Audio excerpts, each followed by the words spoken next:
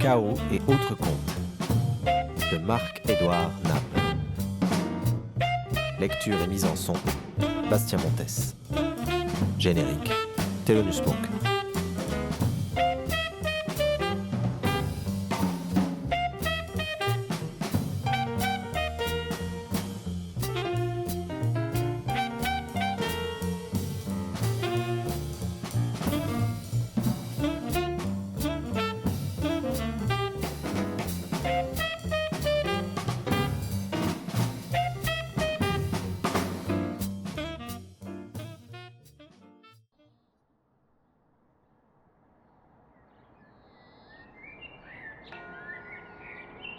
Il est un peu rapide de prétendre que les animaux n'ont pas de vices.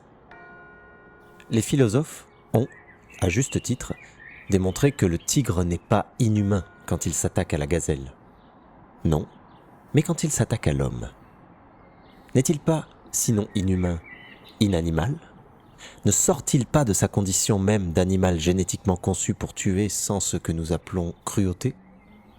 Si la notion d'inanimalité, correspondant vaguement à celle d'inhumanité chez nous, est difficile à cerner dans le monde même des animaux, il semble qu'il n'est pas impossible d'observer une certaine inhumanité toute animale, propre à la bête, quand elle s'attaque, et c'est souvent de bonne guerre, à l'homme, cet animal inhumain, trop inhumain. Pour se faire davantage comprendre, l'auteur de ces quelques lignes d'introduction se contentera, à partir de là, de coller un article de journal relatant un fait divers tout à fait parlant, qui appuiera, mieux que tout autre commentaire, ce qui pourrait faire l'objet d'une thèse extrêmement sérieuse.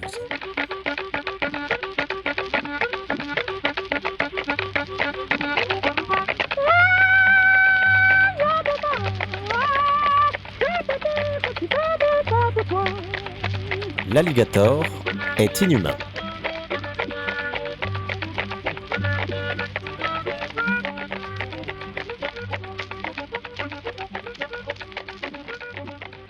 Le 18 mars dernier, dans la région de la Louisiane, tout près d'un de ses affluents du Mississippi appelé Bayou, et célèbre pour sa concentration d'alligators, un fait tout à fait curieux a été observé. En effet, ces reptiliens effrayants semblent se plaire particulièrement dans ces zones marécageuses.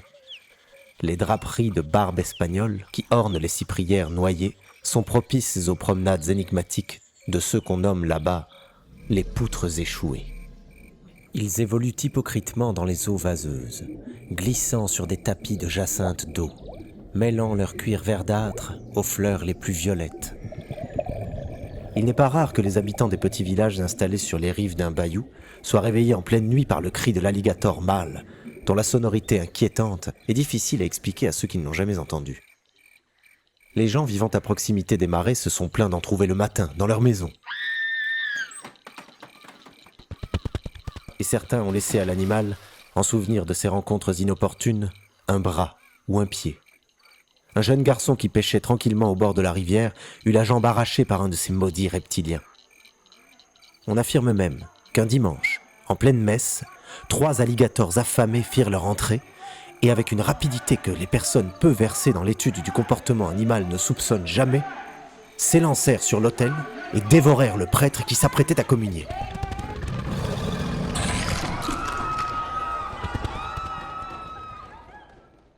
Avant que les ouailles pussent agir, les monstres s'échappèrent par le fond de la sacristie.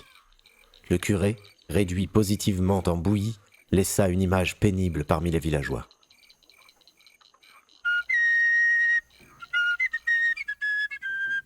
Un groupe d'hommes, mené par John Eyre, le valeureux pêcheur d'écrevisses, décidèrent que c'en était trop.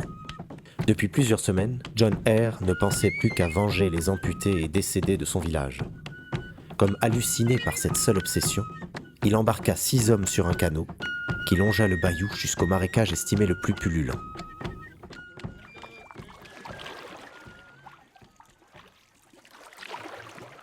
Entre chien et loup, le diable seul aurait pu distinguer l'air de l'eau, tant les 2 éléments étaient mélangés en une matière spongieusement glauque, presque indéfinissable.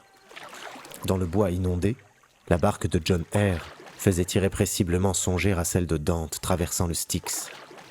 Soudain, 2 yeux vitreux, attentifs et dissimulés, émergèrent de la soupe saumâtre. Un alligator, si énorme qu'il aurait pu encercler à lui seul le petit bateau.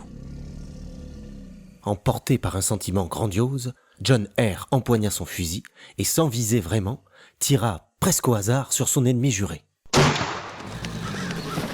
Aussitôt, la longue queue verte se retourna dans le jus poisseux au milieu des éclaboussures rouges et des fleurs mauves volant en éclats. Les 6 compagnons de John Eyre essayèrent en vain de retenir leur ami comme fou, mais le mal était fait. Propulsé par sa douleur ou sa colère, l'alligator blessé se jeta contre le canot et le fit chavirer. Le reste, on imagine. Des hurlements se mêlèrent au chaos de formes et de couleurs qui explosaient en tourbillons.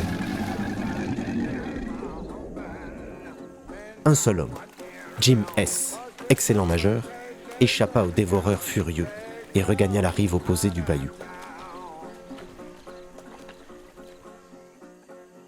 Après avoir regagné le village, Jim S. resta prostré plusieurs semaines. Personne, pas même sa femme, n'aurait pu repérer l'endroit exact où, dans son silence, la tristesse laissa place à l'ingéniosité. Car Jim S. était de ceux qui ne nieraient jamais la valeur de l'expérience. Bien résolu à réussir ce que son ami John Eyre, par émotivité excessive, avait incontestablement raté, il inventa un piège diabolique pour capturer au moins un alligator qui paierait pour l'autre. Pour tous les autres.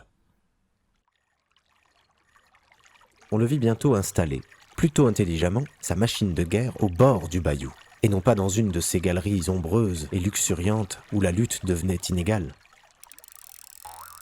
Son appareillage tenait davantage du matériel incompréhensible de ces hommes orchestres typiquement louisianais qui se produisent sur les steamboats remontant l'interminable fleuve jaune que d'un piège à alligator.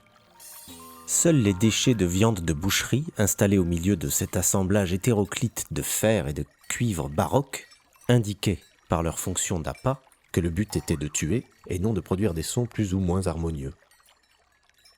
Au bout de 2 heures d'installation méticuleuse, Jim S. réintégra sereinement sa petite maison sur la berge.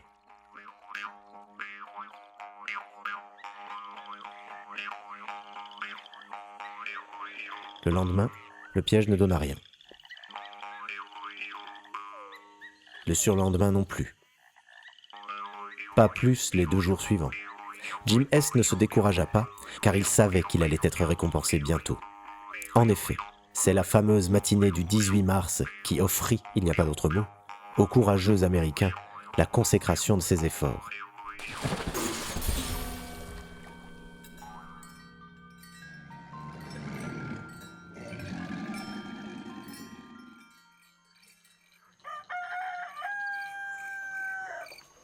Suspendu de tout son long à un crochet effrayant, un alligator qui mesurait au moins 1,80 m de longueur venait de se faire prendre au piège dans la nuit. Jim S. s'approcha. Il était assez fier de lui. C'était comme si John Eyre et ses compagnons étaient autour de lui et le regardaient détacher l'animal, le libérant des mâchoires compliquées qu'il enserrait pour le laisser tomber sur le sol vert dans un bruit sourd. Jim S. voulait chasser l'idée de son esprit que cet alligator fut justement celui qui avait attaqué si violemment, presque cruellement, le canot de John. Mais identifier cet alligator-là, à cette masse écailleuse morte à ses pieds maintenant, lui fut irrésistible. Il alla chercher un grand couteau, et après avoir tourné l'animal sur le dos, Jim lui ouvrit lentement le ventre. Il dégagea l'abdomen, puis atteignit l'estomac fort volumineux. Plantant son couteau comme dans un sac de pommes de terre, Jim S. creva la poche et prit connaissance de son contenu.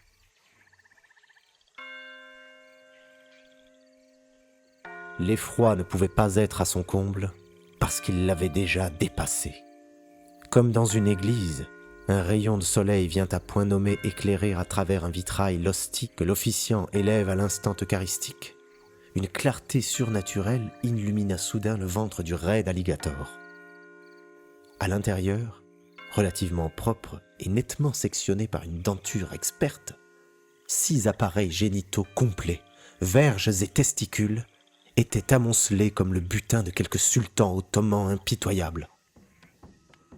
Sans un sanglot, Jim S. sortit un à un les membres de la panse du cruel reptile et, religieusement, il déposa en rang d'oignon les 6 sexes d'hommes dans l'herbe. Jim S. comprit alors qu'un animal peut être inhumain.